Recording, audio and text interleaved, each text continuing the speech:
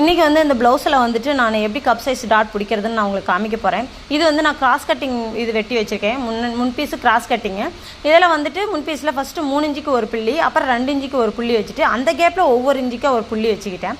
அப்புறம் 2.5 இன்ச்சுக்கு அந்த டாட்டோட நீளம் 2.5 இன்ச்சு வர மாதிரி நான் கோடு போட்டுக்கிட்டேன். ஃபஸ்ட் அந்த மாதிரி 2 பக்கமும் நான் வரைஞ்சிக்கிட்டேன். அதுக்கப்புறம் வந்து இந்த சைடில் வந்துட்டு இந்த பக்கம் இந்த கொக்கி பீஸ் வைக்கிறேன் அந்த சைடை வந்து நான் 2ஆக மடித்து ஒரு குறி வச்சுக்கிட்டேன்.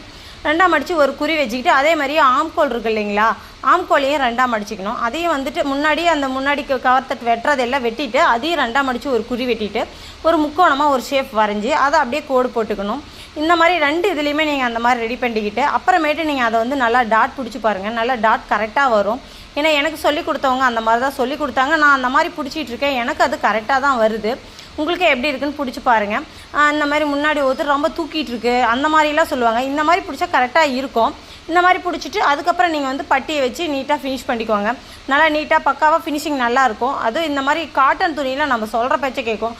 கொஞ்சம் அந்த சிந்தட்டிக் துணியெல்லாம் கொஞ்சம் வளவலன்னு தான் இருக்கும். ஆனால் அதை கொஞ்சம் பார்த்து நீட்டாக நாம் தான் பொறுமையாக தைக்கணும். அவ்வளோதாங்க. இந்த வீடியோ பிடிச்சிருந்தா லைக் பண்ணுங்கள், ஷேர் பண்ணுங்கள், நம்ம சேனல் அப்படியே சப்ஸ்கிரைப் பண்ணுங்கள். தேங்க்யூ.